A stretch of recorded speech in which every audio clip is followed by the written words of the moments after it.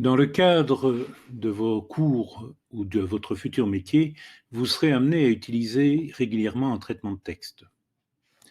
Il me semble donc important, dans le cadre de ce cours d'éducation aux technologies, de vous apprendre à utiliser au mieux cet outil. J'ai donc créé un exercice pour vous apprendre à soit créer une table des matières automatique, utiliser des styles et paginer différentes pages. J'ai un tutoriel sur Word et un tutoriel sur LibreOffice. Cette vidéo concerne l'utilisation de LibreOffice. J'ai mis à votre disposition différents fichiers. Vous avez l'exercice modèle, donc c'est le modèle qu'il va falloir reproduire. Vous avez le tutoriel et le fichier de base qu'il vous suffira d'adapter. Si vous n'avez pas LibreOffice et que vous n'avez pas Word, vous pouvez charger gratuitement le logiciel LibreOffice grâce à ce lien.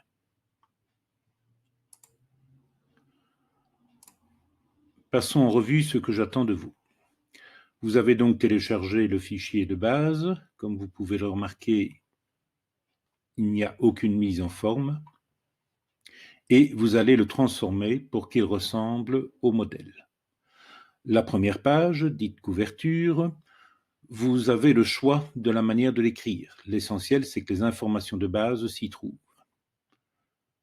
Donc, je ne vais pas trop m'attarder sur cette page. Vous avez ensuite, pour un document d'une certaine importance, ce qu'on appelle une page de garde, c'est-à-dire une page blanche. Vient enfin le début du travail proprement dit, avec l'introduction, et c'est à partir de là que la pagination commence. J'ai indiqué chaque fois les paramètres du titre, des titres. Donc, par exemple, pour l'introduction, je veux qu'il soit écrit en bleu, en Arial Black, en gras, et une taille de 20. Et c'est une liste à plusieurs niveaux. Pour le texte dit normal, je veux que ce soit un style normal, de taille 10, en calibri et surtout en alignement justifié. Et j'ai indiqué pour chaque sous-titre les caractéristiques de ceux-ci. Lorsque vous aurez terminé le tout, vous avez un style à créer pour du texte mis en évidence et je vous demande de nommer ce style « Attention ». Enfin, vous allez créer automatiquement la table des matières.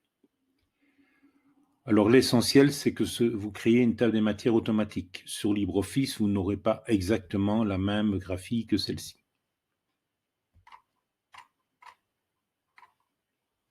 Voyons maintenant comment réaliser tout cela. Première chose à faire, c'est de faire apparaître les styles. Deux manières sur LibreOffice.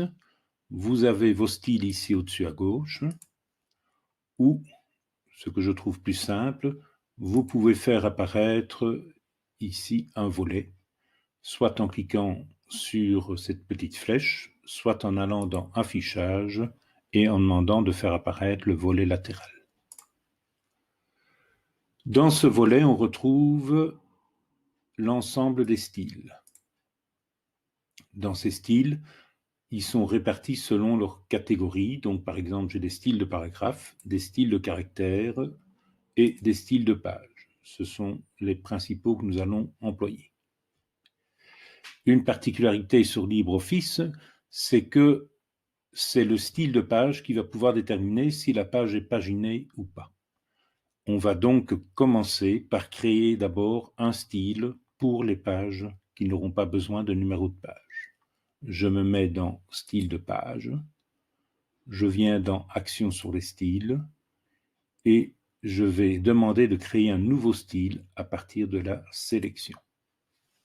Et je vais nommer ce style.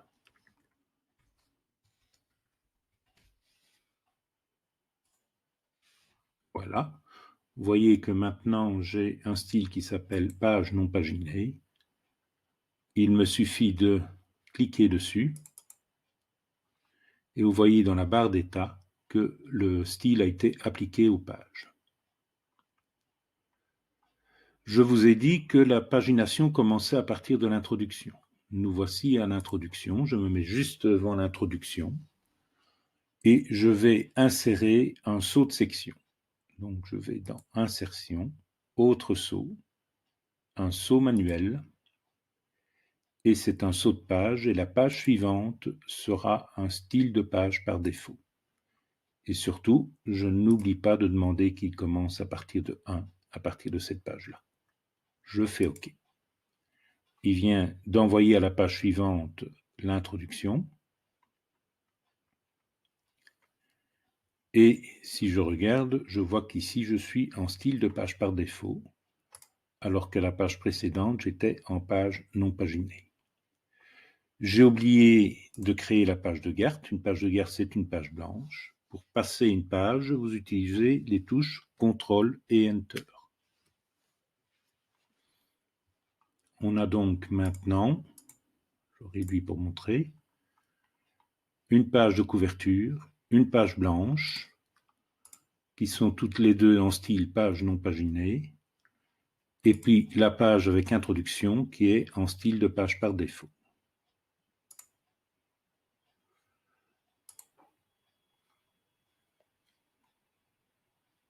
Il me reste à définir mon caractère normal.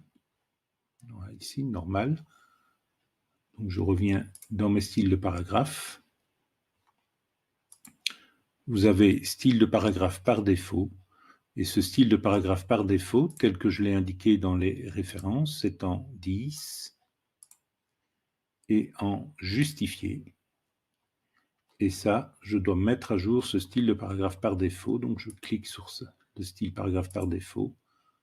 Et je viens simplement demander de mettre à jour le style sélectionné. Et d'un coup, tout est mis à jour. Définir le premier titre. C'est un titre 1, donc je viens chercher dans mes titres. Je vais les rechercher. Voilà. Voilà, je vais plutôt passer par ici, ce sera plus simple. Voilà, j'ai mes titres 1 ici. Donc, je clique dessus pour en définir que c'est bien un titre 1. Et je le mets à jour. Donc, je vais demander que ce soit en taille 20, qu'il soit en bleu,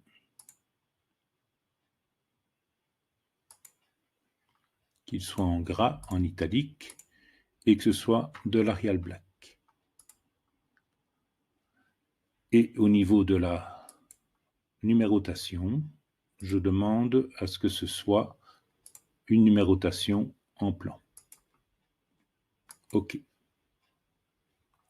J'ai défini mon style, je n'ai plus qu'à l'appliquer maintenant. Donc, je sélectionne mon titre 1, c'était déjà fait, et je viens mettre à jour le style sélectionné.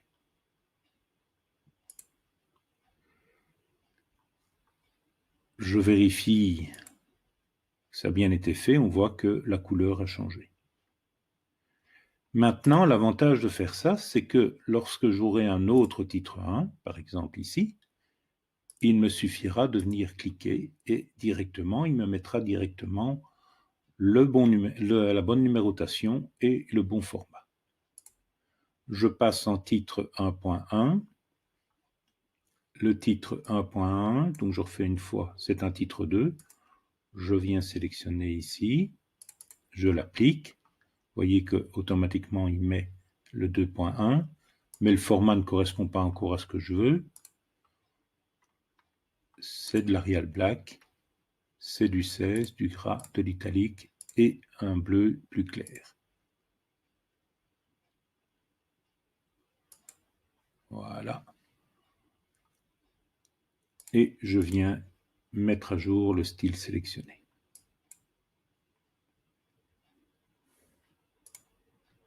C'est fait. Et je peux reproduire cette opération pour les différents titres demandés.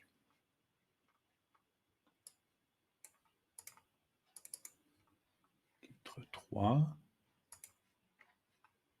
de l'Arial Black, du bleu clair.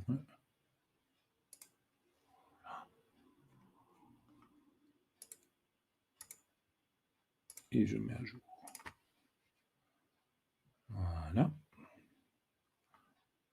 Et après, je n'ai plus qu'à appliquer.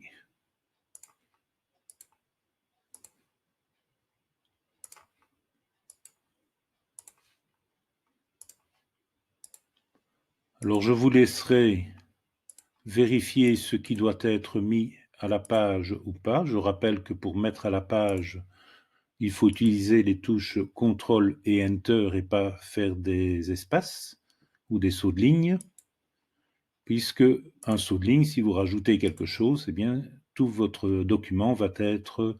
les sauts de ligne que vous avez mis vont se retrouver de toute façon, même si vous rajoutez quelque chose. Tandis qu'un saut de page, s'il reste de la place, vous aurez vous verrez que votre document se placera correctement.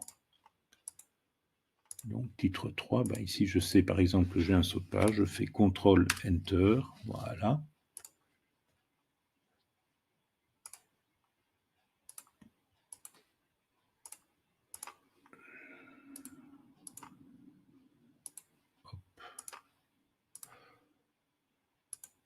Voilà, un titre 4 qui n'a pas encore été défini.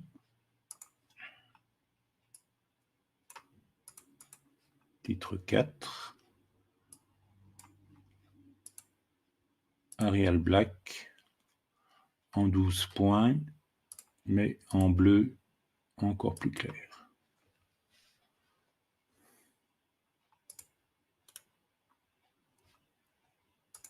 Et je mets à jour le style.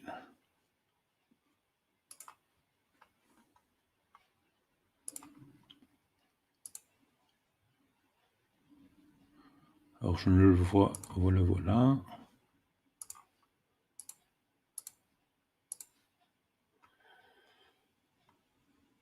Bibliographie, ce sera un niveau titre.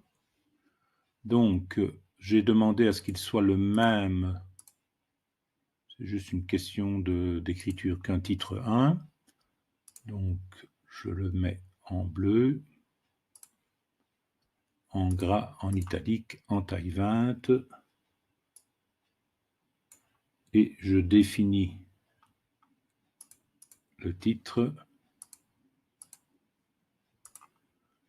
bleu. Voilà.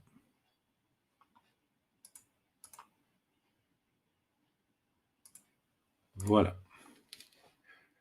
Bibliographie se trouve seule sur une page. Alors, je n'ai pas encore placé la numérotation des pages, donc je vais venir le faire tout de suite. C'est très simple, je clique, donc comme on avait défini des styles pour les pages, j'ai ici un style bien particulier pour les pages sur lesquelles il faut une numérotation. Je clique dans le pied de page, j'appuie sur le plus et j'ai inséré un numéro de page. Je veux que ce numéro de page soit centré, ben, je viens simplement le centrer. Je pourrais indiquer des choses avant, des choses après, ça c'est au choix. La numérotation de page est donc terminée. Donc remarquez que sur les pages précédentes, je n'ai pas de numérotation de page.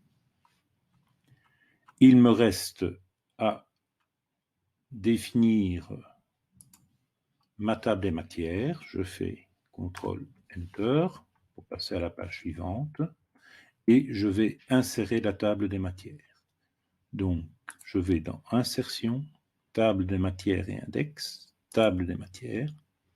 Alors, qu'est-ce qu'on nous montre ici? On nous dit jusqu'à quel niveau il faut aller. Aller jusqu'au niveau 4, c'est largement suffisant. Nous allons ajouter un style supplémentaire, puisque vous voyez qu'on démarre à titre 1, mais je voudrais bien qu'ils mettent aussi les titres. Donc, je viens cliquer dans Style supplémentaire et je vais assigner les styles. On a les niveaux qu'il faut. Donc, si je descends, titre, ce sera de niveau 1. Titre 1 sera du même niveau. Titre 2 sera de niveau 2. Titre 3 de niveau 3. Et titre 4 de niveau 4. Je fais OK. Il reste le titre de la table des matières. Pour ça, je viens dans Style. Vous voyez que le titre de la table des matières, il est mis dans un style un peu particulier. Moi, je voudrais bien qu'il soit au même niveau que titre en lui-même. Je clique 2 fois et puis je fais OK. Ma table des matières est faite. Alors, si j'ai envie de mettre, par exemple, dans ma table des matières, tout ce qui est titre 1 en gras, eh bien, je viens modifier, je vais agrandir un petit peu ici, modifier ma table des matières de niveau 1. Je fais bouton droit de la souris, modifier, et là, par exemple, je vais demander de le mettre en gras. Et vous voyez, d'un coup, votre table des matières est mise à jour. Si vous deviez remettre à jour cette table des matières parce que vous avez rajouté des titres ou ce genre de choses, faites bouton droit de la souris et vous cliquez sur mettre à jour l'index. Vous vous rendez compte qu'il vous manque un titre ou un sous-titre, vous allez dans éditer l'index, vous revenez dans type et vous pouvez assigner un style supplémentaire ou rajouter un niveau. Voilà, donc dans le travail que je vous ai montré ici, j'ai vu l'essentiel. Il vous resterait, peut-être une petite chose à faire, c'est que je vous demande à un moment donné de définir, de mettre en couleur certaines parties du texte. Donc je vais le faire ici sur une autre zone que celle qui est dans le modèle. C'est pas grave. Donc je sélectionne une partie de mon texte. Je le mets dans le format que je veux. Par exemple, ici, je vais le mettre en rouge, gras, italique. Et je pourrais même décider de changer. Attention, dans les styles de caractères, prenez toujours des caractères droits. Voilà. Et ça, je vais faire un nouveau style avec, créer un nouveau style avec. Je viens ici, on est déjà venu plusieurs fois, mais cette fois-ci, je vais demander de créer un nouveau style au lieu de faire une mise à jour. On me demande de lui donner un nom. Je vais lui donner un nom qui s'appellera simplement attention. Voilà. Et donc, lorsque je voudrais appliquer ce style à une autre partie, il me suffira, je la reprenne, je ne sais pas pourquoi elle ne l'a pas pris. Alors, c'est rien, on va passer ici en style caractère. Et on va refaire l'opération. Voilà. Et qu'en style caractère, ça passe, et c'est logique, puisqu'ici, ce n'est pas un paragraphe complet que je veux adapter, mais simplement des caractères. Je sélectionne et je mets en évidence. Voilà, cette fois-ci, nous avons vraiment terminé cet exercice. N'hésitez pas à me poser des questions si vous avez un souci. Au revoir et bon travail.